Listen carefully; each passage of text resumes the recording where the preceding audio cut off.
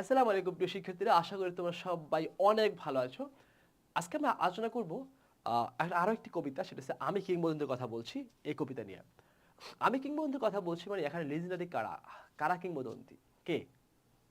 ওকে, সেই মানুষগুলোর কথা আলোচনা করব। তবে হ্যাঁ, আজকের এই কবিতার লেখক হলো আবু জাফর ওবায়দুল্লাহ, আর এই কবিতাটা ব্যাখ্যা করবেন আমি শরীফ ওবায়দুল্লাহ। তোমরা চিন্তা করছো ভাইয়া নামের এত মিল কিভাবে সম্ভব? আপনাকে কেউ বাবা আর আপনার পোলা নাকি বাপ ছেলের কাহিনী নাকি আজকে? না, ব্যাপারটা এরকম না। এটা নাম মিলে গেছে কিভাবে যায় না। এখন আমরা চলে যাচ্ছি আবু জাফর ওবায়দুল্লাহর আমি কিংবদন্তির কথা বলছি এই কবিতার সারাংশটা আগে আলোচনা করি। আমি ভিতরে কি আছে দেখো। কিংবদন্তি বলতে কাদেরকে বোঝাচ্ছে? যে মানুষগুলো আমাদের কাছে এখনো যুগ যুগ ধরে বেঁচে আছেন, তারাই আমাদের কাছে কিংবদন্তি। কারা?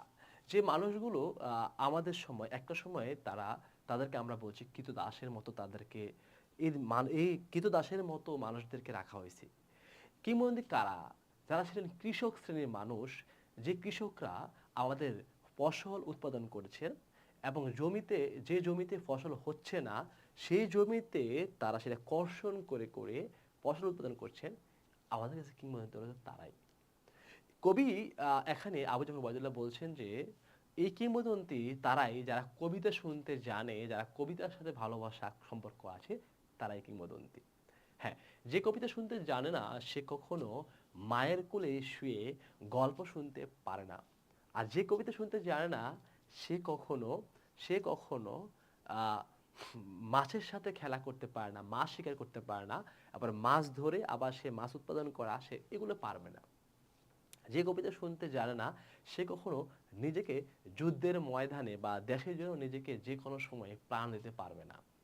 যে কবিতা শুনতে চায় না সে কখনো নদীতে ভাসে থাকতে পারবে না। কারণ মনে করো একটা নদী স্রোতের, এই নদী যাচ্ছে স্রোত বয়ে বয়ে, কিন্তু যে কবিতা শুনতে চায় না সে নদীতে স্রোতের মধ্যে ভাসমান থাকতে পারবে না, সে ডুবে যাবে। যে কবিতা শুনতে জানে সে সবসময় এই চলমান যে নদী, যে স্রোত, তাকে সে ভাসিয়ে নিয়ে যাবে।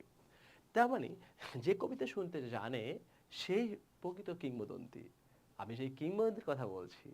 যে কবিতা শুনতে জানে সে কখনো সে কখনো সে কখনো অন্য মানুষের উপর বা কারো উপর অত্যাচার করতে পারে না। আমি সেই কিংবদন্তির কথা বলছি। যারা, যে কিংবদন্তিরা যারা সবসময় নিজের ভালোবাসাকে উৎসর্গ করে, নিজের ভালোবাসাকে সবসময় বাদ দিয়ে, মানে নিজের ভালোবাসাকে বাদ দিয়ে দেশের ভালোবাসা বা দেশ বা মমতাকে ভালোবাসার জন্য নিজেকে উৎসর্গ করে দেয়। আমি সেই কিংবদন্তির কথা বলছি। আমার কাছে কিংবদন্তি হলো তারাই।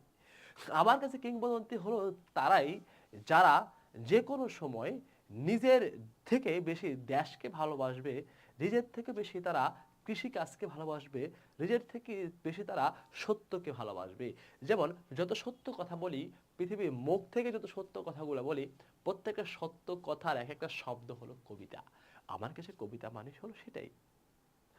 কবি বলছেন যে কবিতা কবিতা মানে হলো সেটাই, যে আমার মায়ের মৃত্যুর বা আমার বোনের মৃত্যুর সংবাদ বা বোনের মৃত্যুর সংবাদ পাওয়ার পরেও আমি আমার দেশের জন্য নিজেকে উৎসর্গ করেছি, সে হয়েছে আমার জন্য কবিতা।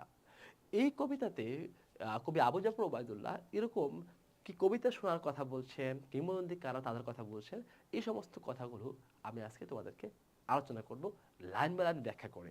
তার আগে চলো আমরা দেখে আসি এই আমি কিংবদন্তির কথা বলছি কবিতাটা কোথা থেকে আসছে। এই কবিতার উৎস পরিচিতি। কবিতাটি আবু জাফর ওবায়দুল্লাহর বিখ্যাত কাব্যগ্রন্থ আমি কিংবদন্তির কথা বলছি কাব্যগ্রন্থ থেকে নেওয়া হয়েছে। রচনাটিতে বিষয় ও আঙ্গিগত অভিনবত্ব রয়েছে। আলোচ্য কবিতাটিতে উচ্চারিত হয়েছে ঐতিহ্য সচেতন শিকড় সন্ধানী মানুষের সর্বাঙ্গীন মুক্তির ঘোষণা। প্রকৃতপক্ষে রচনার প্রেক্ষাপটে আছে এখানে বাঙালি সংস্কৃতির হাজার বছর ইতিহাস, এই জাতির সংগ্রাম, এই জাতি কিভাবে সংগ্রাম করতে করতে আসছে, তারা কিভাবে কেমন ছিল জাতি, এই সমস্ত কথাগুলো এই কবিতাতে আলোচনা করা হয়েছে। কবিতাটি গদ্য ছন্দে রচিত, আর প্রচলিত ছন্দের বাইরে গিয়ে এটি প্রাকৃতিক বা স্বাভাবিক ছন্দ রচিত এই কবিতা। আগে আমরা কবিতার লাইন বাই লাইন ব্যাখ্যা চলে যাব। আর প্রথমে খেয়াল করো, আমি আমার পূর্বপুরুষের কথা বলছি, তার করতলে রয়েছে পলিমাটির সৌরভ। আমার পূর্বপুরুষ যারা ছিলেন, এই পূর্বপুরুষের হাতের করতলে, হাত যে ছিল তাদের হাতের করতলে ছিল পলিমাটির সৌরভ। পলিমাটি মানে কি বলতো? যে মাটি সব সময় করে তার মানে হাতের মুঠোতে পলিমাটি মানে হলো যে মাটি সবসময় যে কোনো কিছু তৈরি করা যায়, যে এই মাটিটা দিয়ে ওই পলি মাটি দিয়ে সব কিছু তৈরি করে দেওয়া যায়। পলি মাটি দিয়ে রান্নার চুলা তৈরি করা যায়, পলি মাটি দিয়ে হাঁড়ি পাতিল তৈরি করা যায় মাটির পলি মাটি মানে পলি মাটিটা হলো সবচেয়ে বেশি দামি একটা মাটি। এই জন্য বলছে যে তখনকার সময় তাদের হাতের মুঠোতে ছিল পলি মাটির সৌরভ ছিল, জ্ঞান ছিল। তার পিঠে রক্ত জবার মতো ক্ষত ছিল। মানে মানুষের উপর অত্যাচারের ইতিহাস তুলে ধরছে এখানে। আমাদের পূর্বপুরুষরা তখনকার সময় যারা ছিলেন, বিভিন্ন দেশের মানুষরা, ইংরেজরা, পাকিস্তানিরা, এর আগে আরো অনেকে এসে তাদের উপর অত্যাচারে নিপীড়ন করা হয়েছিল। এজন্য বলা হয়েছে তার পিঠে রক্ত জবার মতো ক্ষত ছিলেন। মানে মানুষের উপর অত্যাচারের ইতিহাস তুলে ধরা হয়েছে এখানে। সুতরাং ভীরু কাপুরুষের মতো কৃতদাসের উপর ঝাঁপিয়ে পড়ছিলেন। তিনি অতিক্রান্ত পাহাড়ের কথা বলতেন, অরণ্য এবং সাপদের কথা বলতেন। মানে আমার পূর্বপুরুষরা সবসময় যে পাহাড় অতিক্রান্ত হয়ে যাচ্ছে, যে পাহাড় বয়ে যাচ্ছে, যে পাহাড় থেকে মাটি কাটা হচ্ছে সে পাহাড় না, যে পাহাড় সৃষ্টিগতভাবে তৈরি হয়েছে সে পাহাড়ের কথা বলছিলেন। এবং তিনি তাই না, অরণ্য বানিয়েছে, যে বন বন দেখা যতদিকে তাকাচ্ছি শুধু বন আর বন দেখতে পাচ্ছি, শুধু এরকম। আর সাপদ মানে হিংস্র প্রাণীর কথা বলছেন। তখন হিংস্র প্রাণীরা অবাধে চলাফেরা করত, নিজেরা মানুষের ক্ষতি করত না, এবং চতুর্দিকে বন আর জঙ্গল থাকতো, কেউ বন জঙ্গল কেউ কাটতো না, পরিবেশ এত ভালো ছিল সবসময়। তিনি এই কথাগুলো বলতেন আমার পূর্বপুরুষরা। পতিত জমি আবাদের কথা বলতেন। আমার পূর্বপুরুষরা যে জমি পড়ে থাকতো তারা সবসময় বলতেন যে এই জমিগুলো আবাদ করো, মানে আবাদ মানে চাষাবাদ করো। তিনি কবি এবং কবিতার কথা বলতেন। আমার পূর্বপুরুষরা সবসময় তারা সৃষ্টির স্রষ্টা ঐতিহ্যের কথা শোনাতেন, এবং পূর্বপুরুষরা সবসময় মুক্তি সংগ্রাম মানে কবি ও কবিতা মানে কি বলতো, এটা মানে একটা মুক্তির সংগ্রামের কথা বলতেন। মানে যে মুক্তির আকাঙ্ক্ষা শোনাতেন, এটা কবি এবং কবিতার মধ্যেই একটা মুক্তির আকাঙ্ক্ষা তৈরি হয়। আমার পূর্বপুরুষরা ঠিক তাই করতেন। জিহ্বায় উচ্চারিত প্রতিটি সত্য শব্দ হলো কবিতা। মানে ইতিবাচক সকল শব্দ জিহ্বায় যে উচ্চারিত হয় সত্য কথাগুলো, প্রতিটা শব্দই হলো এক একটা কবিতা। কর্ষিত জমির প্রতিটি শস্য দ্বারা হলো কবিতা। মানে যে জমি কর্ষণ করা হয়, এই কর্ষিত জমির প্রতিটি শস্য দ্বারা যে চাষাবাদ করা হয়, এক একটা শস্য দ্বারা যত্ন যে ফলন করা হয়, এই যত্ন দিয়ে যে ফলন করা হয়, প্রত্যেকটা শস্য দ্বারার নাম হলো কবিতা। এবং শুধু তাই না, বলছেন যে কবিতা শুনতে জানে না, এই যে এতক্ষণ ধরে যে কবিতার বর্ণনা দিয়েছে, কবিতা কেমন কি চমৎকার, শস্যদানার মতো কবিতা, তারপরে যে জীব সত্য সত্য হলো কবিতা, এই যে কবিতার কথা বর্ণনা করেছেন, কবিতা মানে হচ্ছে সংগ্রাম, এগুলো কবিতা। যে কবিতা শুনতে জানে না সে ঝড়ের আর্তনাদ শুনবে। মানে কবিতা শুনতে পারলে, সহ্য করতে না পারলে সে সবসময় তার মনের ভিতরে একটা আতঙ্ক সৃষ্টি করবে। সবসময় সে তার কাছে মনে হবে অশান্তি, একটা ঝড় তুফান অশান্তি কাজ করে ভিতরে। যে কবিতা শুনতে জানে না সে দিগন্তের অধিকার থেকে বঞ্চিত হবে। মানে দিগন্ত, সে পৃথিবীর যে অধিকার আছে, সৌন্দর্য মণ্ডিত যে পৃথিবী, এত চমৎকার পৃথিবী, ওটার যে অধিকার সে সেটা থেকে বঞ্চিত হবে। যে কবিতা শুনতে জানে না সে আজন্ম কৃতদাস থেকে যাবে। মানে যে কবিতা শুনতে জানে না সে সারা জীবন কৃতদাস হয়ে তার বড় হতে হবে। মানে অন্যের প্রভৃত্ববোধ হয়ে সে বড় হতে হবে। সে কখনো অন্যের গোলাম হয়ে সে বড় হতে হবে। সে কখনো নিজে কিছু করতে পারবে না যদি সে কবিতা শুনতে না জানে। এরপর বলছে আমি উচ্চারিত সত্যের মতো স্বপ্নের কথা বলছি, উনুনের আগুনে আলোকিত একটি উজ্জ্বল জানালার কথা বলছি। বলছে যে আমি উচ্চারিত সত্যের কথা বলছি, মানে সত্য কথাগুলো মুখ দিয়ে উচ্চারণ করে আমি সেই সত্য কথা বলছি।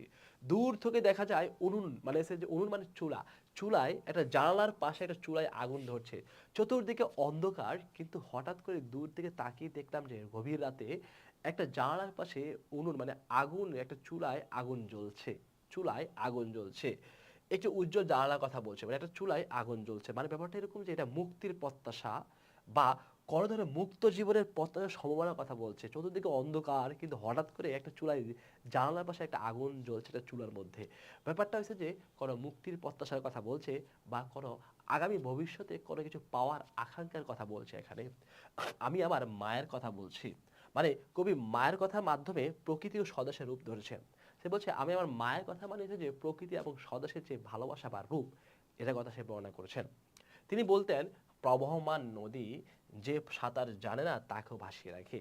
আমার মা সবসময় একটা কথা বলতেন যে নদী প্রবহমান, বয়ে যায় বয়ে যায় বয়ে যায়, সে নদী সবসময় যে সাঁতার জানে না তাকেও ভাসিয়ে রাখে, যদি সে কবিতা শুনতে জানে।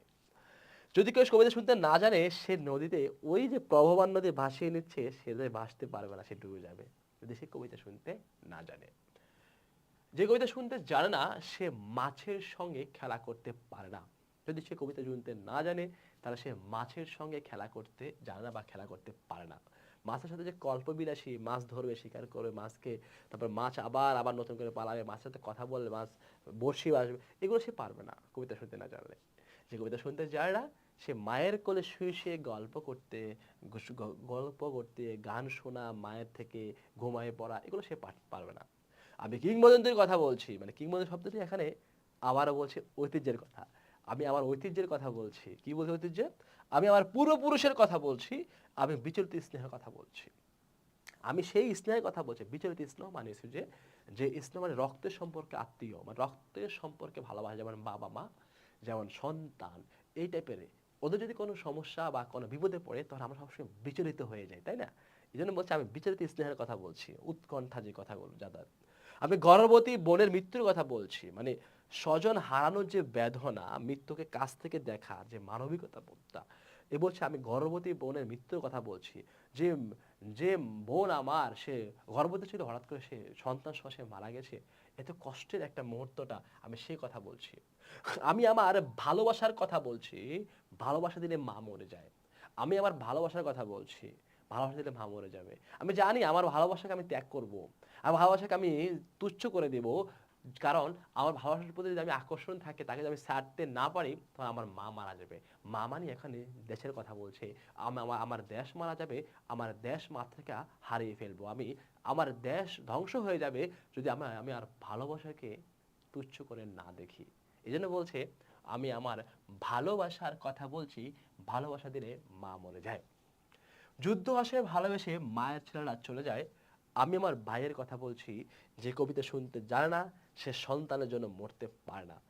যুদ্ধ আসে ভালোবেসে, যুদ্ধটা সবসময় ভালোবেসে আসে একটা দেশে, এবং মায়ের ছেলেরা যুদ্ধে চলে যায় সবাই একসাথে। আমি আমার ভাইয়ের কথা বলছি, যে কবিতা শুনতে জানে না, সে সন্তানের জন্য মরতে পারে না। যদি কবিতা শুনতে না জানে, তাহলে সে সন্তানের জন্য কখনো মরতে পারবে না। সে ধৈর্য, সে শক্তি, সেই স্পৃহা তার ভিতরে থাকবে না। যে কবিতা শুনতে জানে না, সে ভালোবেসে যুদ্ধে যেতে পারবে না। যে কবিতা শুনতে জানে না, সে বিশাল আকারে সূর্যকে হৃৎপিণ্ডে ধারণ করতে পারবে না, কারণ সূর্যের আলোটা সেদিকে তাকিয়ে থাকা তাদের সম্ভব না। যদি সে কবিতা শুনতে জানতো, যদি ধৈর্য থাকতো তার ভিতরে, তাহলে সে চায়ে তাকিয়ে থাকতে পারতো, তার ভিতরে সেই শক্তি থাকতো। সেই শক্তির কথা এখানে বলছে। আমি কিংবদন্তির কথা বলছি, আমি আমার পূর্বপুরুষের কথা বলছি, মানে পূর্বজনের সাহসী ও গৌরব উজ্জ্বলময় যে ইতিহাসের কথা এখানে বর্ণনা করছেন, আমি সেই ইতিহাসের কথা বলছি। তার পিঠে রক্ত জবার মতো ক্ষত ছিল, কারণ তিনি কৃতদাস ছিলেন। আমার পূর্বপুরুষটা রক্ত পিছনে ক্ষত ছিল, কারণ কি জানো? কারণ তিনি কৃতদাস ছিলেন। তখনকার সময় কৃতদাসকে পিছন থেকে মারা হতো, পিছন থেকে মারা হতো, তখন তার দৌড়ে পালিয়ে যেতে চেষ্টা করতো, তখন পিছন থেকে মারা হতো। তাদের কাজের জন্য পিছন থেকে মারা হতো, অত্যাচার করা হতো তাদেরকে। যে কর্ষণ করে শস্যের সম্ভার তাকে সমৃদ্ধ করবে, যে একটা জমি কর্ষণ করবে, চাষাবাদ করবে, ওই জমি থেকে শস্যের যে ফল উৎপাদন হবে, শস্যের ভান্ডার, তাকে সবসময় পুরস্কৃত করবে, তাকে সবসময় সমৃদ্ধ করবে, তাকে সবসময় আরো অনেক বড় হিসেবে তাকে তৈরি করবে সে শস্য ভান্ডার থেকে, যদি সে জমিটাকে কর্ষণ করে। আবার বলছে যে মৎস্য লালন করে বহমান নদী তাকে পুরস্কৃত করবে। যে মৎস্য পালন করবে, চাষ করবে, লালন করবে, মৎস্যকে মাছ শিকার করবে, সবকিছু করবে, মৎস্যের সাথে খেলা করবে, সে প্রবহমান নদী তাকে পুরস্কৃত করবে। যে নদী বয়ে যায়, সৌন্দর্য রাখে, নদীটা আমরা রাখছি, সে নদী আমাকে পুরস্কৃত করবে। নদী থেকে আমি ভালো কিছু পাবো, পুরস্কার পাবো, নতুন কিছু। যে গাভীর পরিচর্যা করে, জননীর আশীর্বাদ তাকে দীর্ঘায়ু করবে। মানে গাভীর পরিচর্যা বলতে বলছে এখানে বোঝাচ্ছে যে প্রাণের এবং প্রাকৃতির যে প্রকৃতি আছে, প্রাণ এবং প্রকৃতির যে পরিচর্যা করবে, আর জননীর আশীর্বাদ তাকে দীর্ঘায়ু করবে। জননীর আশীর্বাদ হচ্ছে মায়ের যে আশীর্বাদ বা যে ভালোবাসা, সেটা তাকে দীর্ঘায়িত করবে। যে লৌহখণ্ডকে প্রজ্বলিত করে, মানে যুদ্ধের সংকেত, অনেক পরিশ্রম এবং সৃষ্টির যে উন্মাদনা, লৌহখণ্ডকে প্রজ্বলিত করা মানে বোঝাইছে এখানে লোহাটাকে আগুনের মধ্যে দেওয়ার পরে লোহাটাকে লাল হয়ে যাচ্ছে, মানে যাকে আমরা বলি কামার। এত পরিশ্রম আর কষ্টে যে কথা বলছে এখানে, এটা সবাই পারবে না, সবার দ্বারা সেটা সম্ভব না। সে অবশ্য তারা কেমন ইস্পাতের তরবারি তাকে সশস্ত্র করবে, যে সারাক্ষণ এটাকে কাজ করবে, লোহাটাকে লাল করবে, লোহাটাকে বড় করবে, লোহাটাকে আবার ইস্পাত তৈরি করবে, অস্ত্র তৈরি করবে। এই জন্য বলছে ইস্পাতের তরবারি বানাবে সে, সে তাকে আবার সে ইস্পাতের তরবারি দিয়ে তাকে সশস্ত্র করবে, অস্ত্র সহ তাকে তৈরি করবে। এবং সেটা সবাই পারবে না, সবাই দ্বারা এই অস্ত্র তৈরি করা সম্ভব না, সবাই দ্বারা এই লোহাটাকে গলিয়ে গলিয়ে অস্ত্র তৈরি করা সম্ভব না। তারা কারা? তারা হচ্ছে দীর্ঘদেহ পুত্রগণ। তারা কারা? দীর্ঘদেহ পুত্রগণ, মানে মায়ের যারা বলিষ্ঠ সন্তান তারাই সেটা করতে পারবে। রাবণের কথা তো এখানে বলছে। আমি তোমাদের বলছি, তোমরা খুব মন দিয়ে শোনো, এতক্ষণ ধরে আমি যা পড়াইছি যা বলছি সবগুলো এক সামারি, আবার আবার কবিতায় কিংবদন্তির কথা আবার আবু জাফর ওবায়দুল্লাহ বলছে, কিভাবে বলছে, লাস্ট ফিনিশিংটা কিভাবে দিছে। আমি তোমাদের বলছি, শোনো মন দিয়ে, তোমাদের বলছি, কি বলছে, আমি আমার মায়ের কথা বলছি, আমার বোনের মৃত্যুর কথা বলছি, ভাইয়ের যুদ্ধের কথা বলছি, আমার বোন মারা গেছে সেটা কথা বলছি একটু আগে, আমার ভাই যুদ্ধে গেছে সে কথা বলছি, আমি আমার ভালোবাসার কথা বলছি, যে ভালোবাসা যেটা মা সেটা বলছি, আমি কবি এবং কবিতা, আমি পুরো কবিতার ভিতরে কবির কথা বলছি এবং কবিতার কথা বলছি, তাদের সম্পর্কটা কি, সশস্ত্র সুন্দরের অনিবার্য অভ্যুত্থান হচ্ছে কবিতা। কবিতা মানে হচ্ছে যে সশস্ত্র সুন্দর যে অনিবার্য নাম হচ্ছে কবিতা, মানে সত্য অবশ্যম্ভাবী এবং সুন্দর প্রতিষ্ঠার সংগ্রামের নাম হলো কবিতা। সত্য অবশ্যম্ভাবী এবং সুন্দর প্রতিষ্ঠার নাম হলো কবিতা। লাস্টে কবিতা সংজ্ঞা দিয়েছে, সুপুরুষ ভালোবাসার সুকণ্ঠ সঙ্গীত হলো কবিতা। কবিতা হলো স্নিগ্ধা, সুরেলা এবং নান্দনিক হয়। এই জন্য বলছে সুপুরুষ ভালোবাসার সুকণ্ঠ একসাথে যদি বলি সেটার নাম হচ্ছে কবিতা। জিহ্বায় উচ্চারিত প্রতিটি মুক্ত শব্দ কবিতা, মানে আমার জিহ্বা দিয়ে উচ্চারিত প্রতিটি যে মুক্ত শব্দ আছে সেগুলোর নাম হচ্ছে কবিতা। রক্ত জবার মতো প্রতিরোধ উচ্চারণের কবিতা, মানে রক্ত জবার প্রতিরোধেই হলো স্বাধীনতা ও মুক্তির অর্জনের পূর্ব শর্ত। কবিতা সবসময় প্রতিবাদ ও মুক্তির কথা বলে থাকে, প্রতিবাদ এবং মুক্তির কথা বলে থাকে কবিতা। এই কবিতার কথা বলছে, আমরা কি তাদের মতো তার মতো কবিতার কথা বলতে পারবো? আমরা কি তাদের মতো কবিতার কথা বলতে পারবো? কথাটা কি বলছে, আমরা কি মানুষদের মতো বা তাদের মতো কবিতার কথা বলতে পারবো? আমরা কি তার মতো স্বাধীনতার কথা বলতে পারবো? আমরা কি তাদের মতো স্বাধীনতার কথা বলতে পারবো? অর্থাৎ এতক্ষণ ধরে যা বলছে, মানুষগুলোর কথা বলছে, আমরা কি তাদের মতো কবিতার কথা বলতে পারবো? এত এত শক্তিশালী, এত এত স্পৃহা, এত এত প্রতিভা, এত এত পরিশ্রম, এত কিছু বিসর্জন দেওয়া, এ কি সম্ভব? আমরা কি পারবো তাদের মতো? আমরা কি মুক্ত স্বাধীনভাবে কথা বলতে পারবো এখন? আমাদের কাছে কবি এই দুইটা প্রশ্ন রেখে দিয়েছেন। তোমাদের কাছে আমি এই দুইটা প্রশ্ন পুছে দিলাম, তোমরা কি পারতেছো বা পারবা আসলে? এই কবিতা গুরুত্ব তথ্য বলি। আমি কিংবদন্তির কথা বলছি নামক কাব্যগ্রন্থ থেকে সংগৃহীত হয়েছে কবিতাটি। আমি কিংবদন্তির কথা বলছি, কাব্যগ্রন্থের নাম আমি কিংবদন্তির কথা বলছি। কবিতাটি উচ্চারিত হয়েছে ঐতিহ্য সচেতন শিকড় সন্ধানী মানুষের সর্বাঙ্গের মুক্তির ঘোষণা। আমি কিংবদন্তির কথা বলছি কবিতার প্রেক্ষাপট বাঙালি সংস্কৃতির হাজার বছরের ইতিহাস, সংগ্রাম এবং বিজয়। কবি এই কবিতায় মানব মুক্তির আকাঙ্ক্ষায় সোচ্চার পৌনঃপুনিকভাবে হয়েছেন। কবির একান্ত প্রত্যাশিত মুক্তির প্রতীক হয়ে উপস্থাপিত হয়েছে একটি বিশেষ শব্দ, সেটা হচ্ছে কবিতা। কবিতায় কবি যে লড়াই করে টিকে থাকার ইতিহাস বর্ণনা করেছেন, বাংলার ভূমিজীবী যে অনার্য যে কৃতদাসের কথা বলছে এখানে। কবির মতে মুক্তির পূর্ব শর্ত হলো যুদ্ধ, যুদ্ধ করে ছেড়ে নিয়ে আনতে হয় সবকিছু, যুদ্ধে পরিবার থেকে দূরে সরে যেতে হয়। এই অমোঘ সত্য কবি জেনেছেন আমাদের স্বাধীনতা যুদ্ধের ইতিহাস থেকে। এরকম আরো অনেক তথ্যগুলো আছে, তোমরা এই তথ্যগুলো একটু দেখে নিও হ্যাঁ। ভালোবাসা দিলে কে মরে যায় বলো তো? মা মরে যায়। ওকে, লিখিত প্রশ্নের অনুশীলন। আমি কিংবদন্তির কথা বলছি বলতে কবি কি বুঝিয়ে চেয়েছেন বা বলে কবি কি বুঝাতে চাইছেন, এটা লিখিত প্রশ্ন। তোমরা দেখে নিও, এই প্রশ্নটা উত্তর তোমরা খুঁজে নেবে, এখানে আছে, তাও দেখে নিও।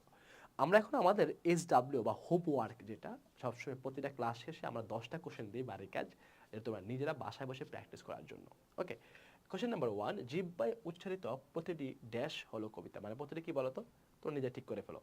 শুধু স্থানে কি বসবে? সশস্ত্র সুন্দরের অনিবার্য অভ্যুত্থান হলো কি? কবিতা, সঙ্গীত, নাকি মুক্তি, নাকি স্বাধীনতা? এটা তোমরা এভাবে করে 1 2 3 4 5 6 7 8 9 10টা প্রশ্ন, এই 10টা প্রশ্ন তোমরা অবশ্যই সবাই শেষ করে ফেলবে কোশ্চেনগুলো এবং বাসায় বসে প্র্যাকটিস করবা। কারণ প্রবলেম থাকলে অবশ্যই যে কাজটা করবা সেটা হলো কি, সেটা হলো তোমরা এই কোশ্চেনগুলো বাসায় বসে প্র্যাকটিস করবা। আর একটা জিনিস হচ্ছে যে প্রবলেম থাকলে আমরা তো অবশ্যই তোমাকে সলভ করে দিব। আর আমি আবারও বলছি, এখনও বলছি, এই কোশ্চেনগুলো সলভ আমরা লাস্ট সবগুলো কবিতার কোশ্চেন সলভ লাস্ট একটা ক্লাসে আমরা সবগুলো সলভ করে দিব এবং ওই ক্লাসে আমরা সৃজনশীল কিভাবে লিখতে হয় এইচএসসিতে এবং ঢাকা বিশ্ববিদ্যালয়ে লিখিত কিভাবে লিখতে হয় এই দুইটা জিনিস আমরা আলোচনা করব কবিতা থেকে কিভাবে লিখতে হয় এই জিনিসগুলো আশা করি তোমরা ভালো থেকো সুস্থ থেকো আর হ্যাঁ অবশ্যই বই শিট পিডিএফ স্লাইড সবগুলো একত্রে কাঁধে নিয়ে সবাই কি করতে হবে পড়ো খালি শুধু পড়ো নট বাহুবালি থ্যাংক ইউ সবাইকে আসসালামু আলাইকুম